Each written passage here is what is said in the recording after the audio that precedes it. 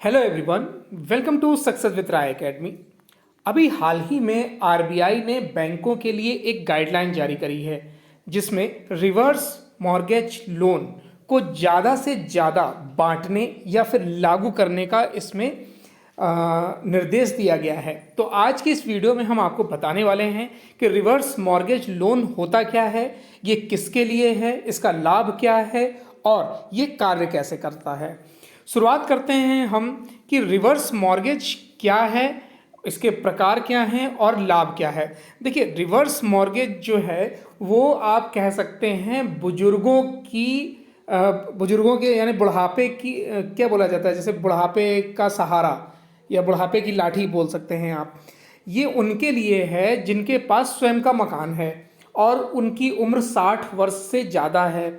मान लीजिए कोई व्यक्ति है जिसके पास मालिकाना हक है मकान का और उनके बच्चे उन्हें प्रताड़ित कर रहे हैं या फिर उनके पास कोई सोर्स ऑफ इनकम नहीं है और उन्हें पैसे की ज़रूरत है, तो वो क्या कर सकते हैं कि उस मकान को वो बैंक के पास गिरवी रख सकते हैं और उस गिरवी के जब बैंक गिरवी रख लेगा मकान को, उसके एवज में जितनी उसकी वैल्यू होगी वो या तो आप किस्त बनवा सकते हैं, यानी वो बुजुर्ग व्यक्ति या तो उसकी किस्त बनवा सकता है या फिर एक साथ पैसे ले सकता है या फिर वो टुकड़ों में पैसे ले सकता है, यानी कि एक पेंशन की तरह भी उसको पैसे को यूज़ कर सकता है। अब इसमें ये हाईलाइट क्यों हुआ? देखिए, हाईलाइट ये इसलिए हुआ ताकि मतलब इसमें दो चीज़ें निकल कर आ रही हैं कि एक तो इसकी उम्र घटाई जाए, यानी कि जो 60 वर्ष है उसे 50 वर्ष किया जाए और इसमें जो लोन की प्रणाली है उसको थोड़ा और सरल किया जाए और आम जन तक इसको उपलब्ध कराया जाए। तो घर के मालिक द्वारा ऋणदाता को नियमित भुगतान करने के बजाय ऋणदाता ही घर के मालिक को भुगतान करता है। घर के मालिक को भुगतान का तरीका चुनने का विकल्प होता है, जैसा मैंने आपको बताया। वो ईएमआई ले सकता है, ईएमआई की तरह मंथली ले सकते हैं पैसे, पेंशन के तरीके मंथली ले सकते हैं, एक मुश्त पैसे ले सकते हैं या फिर टुकड़ों में भी पैसे ले सकते हैं। तो इस तरीके से इसका आप लेन देन कर सकते हैं। तो ये आपको समझ में आ गया रिवर्स मॉर्गेज होता क्या है। अब हम आते हैं इसके प्रकारों पर। इसके प्रकार कौन कौन से हैं। अब यहाँ पर हम आते हैं कि रिवर्स मॉर्गेज के प्रकार। देखिए, रिवर्स मॉर्गेज जो है वो 3 प्रकार का होता है। पहला है सिंगल पर्पस रिवर्स मॉर्गेज, दूसरा है प्रॉपर्टी रिवर्स मॉर्गेज और तीसरा है होम इक्विटी कन्वर्जन मॉर्गेज। ये 3 प्रकार हैं इसके। अब हम तीनों के प्रकारों को जानते हैं डिटेल से। तो सबसे पहला जो है यहाँ पर एकल उद्देश्य रिवर्स बंधक यानी single purpose reverse mortgage.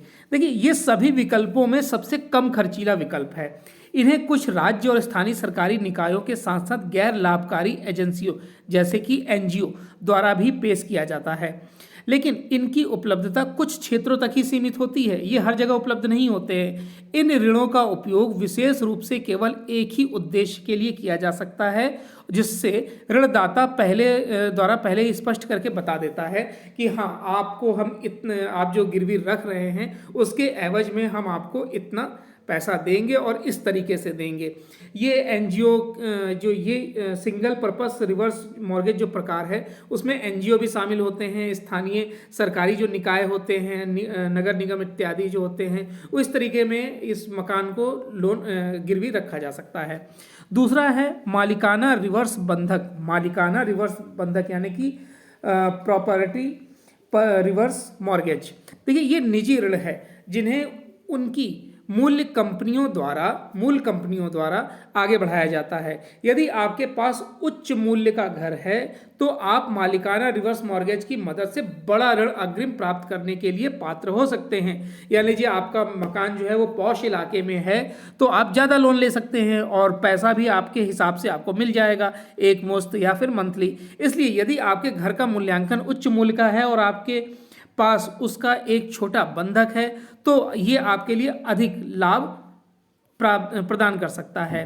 Last है, तीसरा प्रकार है HECM यानी कि होम इक्विटी कन्वर्जन मॉर्गेज।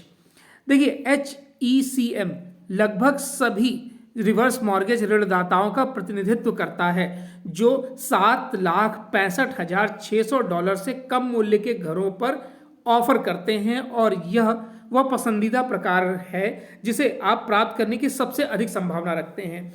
देखिए, आमतौर पर जो HECM है के लिए किसी खास आय की आवश्यकता नहीं होती है। हालांकि ऋणदाताओं को आपके ऋण को स्वीकृत करते समय वित्तीय मूल्यांकन अवश्य करना चाहिए। वे आपके दायित्वों और बंधक आवश्यकताओं के प्रति आपकी इच्छा और प्रतिबद्धता का मूल्यांकन करते हैं। अब हम आते हैं कि भुगतान प्राप्त करने के विभिन्न तरीके क्या हैं। तो इसमें जब आप मकान अपना गिरवी रख देते हैं तो या तो आप इसमें एक मुश्त पैसा ले सकते हैं। मान लीजिए आपके मकान की वैल्यू 25 लाख रुपए हो रही है, तो आप इसमें एक साथ 25 लाख रुपए भी प्राप्त कर सकते हैं। दूसरा जो प्रकार है, इसमें समान मासिक भुगतान, जैसे कि समान मासिक भुगतान यानी एक जैसे EMI होती है या फिर आप मंथली पेंशन स्कीम तरह से प्राप्त करते हैं, उस तरीके से भी आप इसको प्राप्त कर सकते हैं। सावधिक भुगतान का यहाँ पर अर्थ है उधारकर्ता द्वारा तय की गई एक निश्चित अवधि के समान मासिक भुगतान के रूप में ऋणदाता से धन प्राप्त होता रहता है। थोड़े थोड़े दिनों पर, चाहे वो 3 महीने की हो या फिर 2 महीने, इस तरीके से आपको वो किस्त प्राप्त होती रहती है। सावधिक भुगतान उसे बोला जाता है। उसके बाद है लाइन ऑफ क्रेडिट।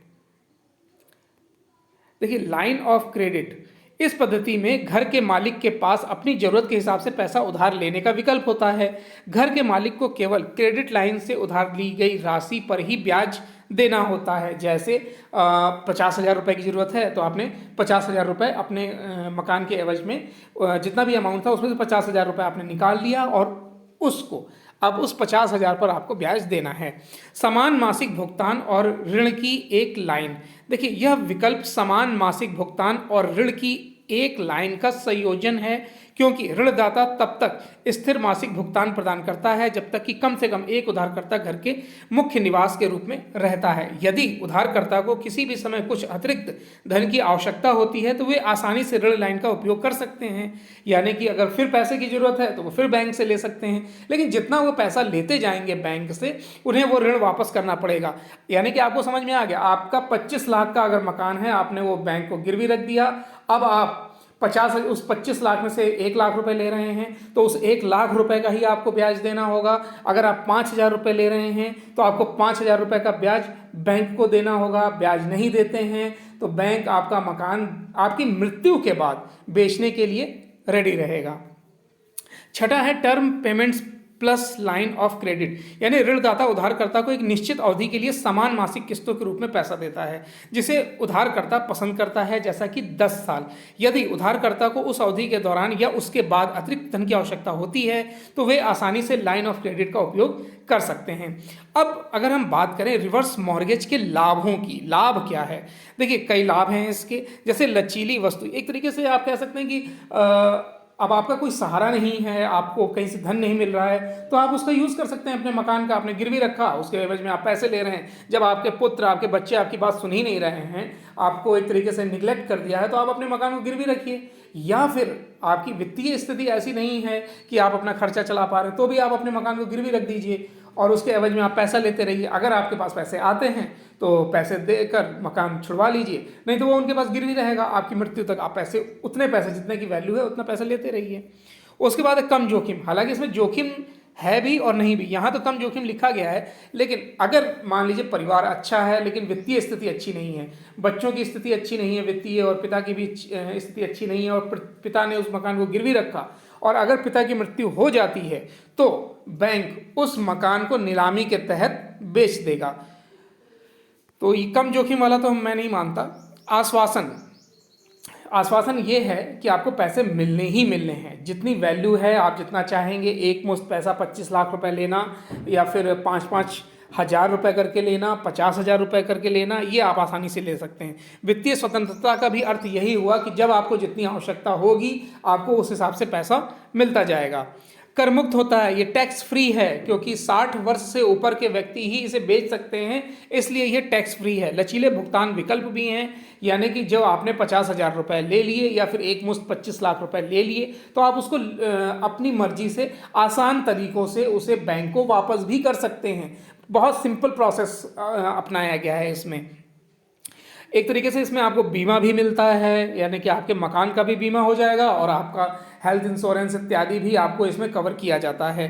न्यूनतम प्रतिबंध, यानी कि इसमें सुविधा ये भी है कि आप उस मकान में तब तक रह सकते हैं जब तक आप जीवित हैं। जो मालिकाना हक जिसके पास है उस मकान का, उसने पेपर्स दिए बैंक को, वो व्यक्ति उस मकान में तब तक रह सकता है जब तक वो जीवित है, या फिर जब तक वो ऋण चुका नहीं देता। और अगर ऋण चुका देता है तो मकान तो उसको कागज़ मिल जाएंगे, अगर उसकी मृत्यु हो जाती है तो बैंक नीलाम कर देगा, लेकिन मृत्यु तक तो आप रह ही सकते हैं।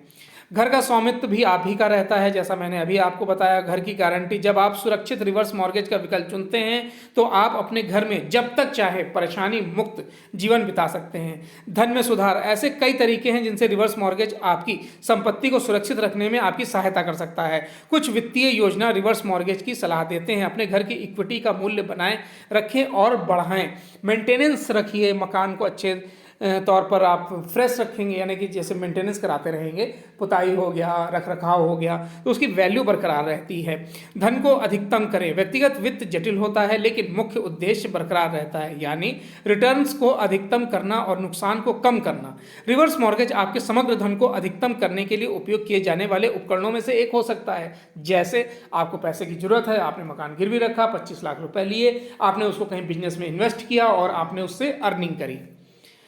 तो पूरे हम इस वीडियो के निष्कर्ष पर आते हैं, रिवर्स मॉर्गेज के निष्कर्ष पर आते हैं। तो जितनी भी जानकारी आपको दी गई है, काम करने के तरीके और इसके फ़ायदों के बारे में जितनी भी आपको जानकारी दी गई है, उसमें कई लोगों को ये खुशी का कारण भी बन गया है, क्योंकि इनमें पैसे पूरे आपको मिलते हैं। यानी जिसका जो बुजुर्ग 60 वर्ष से ऊपर के व्यक्ति बुजुर्ग ही हुए और उनको इसका लाभ भी मिलता है। इसके कई फायदे हैं, लेकिन इसके कई गंभीर नुकसान भी हैं, इसे खतरनाक भी बनाते हैं। इसलिए सलाह दी जाती है कि पहले अपनी स्थिति को समझें और फिर रिवर्स मॉर्गेज लें। आखिरकार लोन का भुगतान करना तो है ही। 25 लाख रुपए जो आपने मकान गिरवी रखकर 25 लाख रुपए लिए, तो आप वो 25 लाख रुपए आप भूल थोड़ी ना जाएंगे, वो आपको वापस तो करना ही है ना बैंक को। अगर वापस नहीं करेंगे तो मकान तो बैंक के पास चला गया, वो उसे नीलाम कर देंगे, बेच देंगे, तो आप तो फिर से शून्य स्थिति में आ गए। तो इसलिए ये भी नुकसान है। और कहीं अगर मृत्यु हो गई, बच्चे अगर इस कंडीशन में नहीं है कि वो लोन चुका पाएँ और आपकी मृत्यु हो गई, तो फिर वो तो मकान फिर बैंक ने नीलाम कर दिया। यानी जो आपकी अगली पीढ़ी है, बच्चे हैं जिनके लिए आपने मकान खरीदा था, तो वो तो फिर से रोड पे आ गए।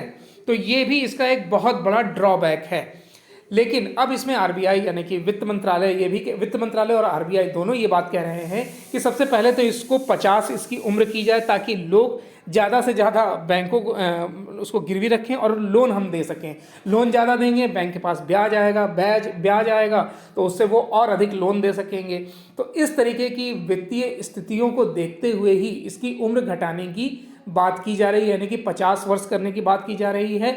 और जो इंटरेस्ट रेट है उसको भी थोड़ा सा कम करने की बात की जा रही है, क्योंकि 60 वर्ष से अधिक का व्यक्ति ही इसको लेगा, तो अगर इंटरेस्ट रेट कम होता है तो भी वो फ़ायदेमंद माना जाएगा। तो आई होप आपको ये वीडियो अच्छा लगा होगा। इसमें रिवर्स मॉर्गेज लोन है क्या, ये आपको समझ में आया होगा। 60 वर्ष के बुजुर्गों के लिए है, जब वो मकान गिरवी रखते हैं, उसके एवज में पैसे लेते हैं और उस पैसे का वो ब्याज बैंक को ही देते हैं। तो आई होप आपको ये वीडियो अच्छा लगा होगा। फिर भी अगर इससे संबंधित आपके कुछ डाउट हैं तो आप कमेंट बॉक्स के माध्यम से पूछ सकते हैं। वीडियो देखने के लिए बहुत बहुत धन्यवाद।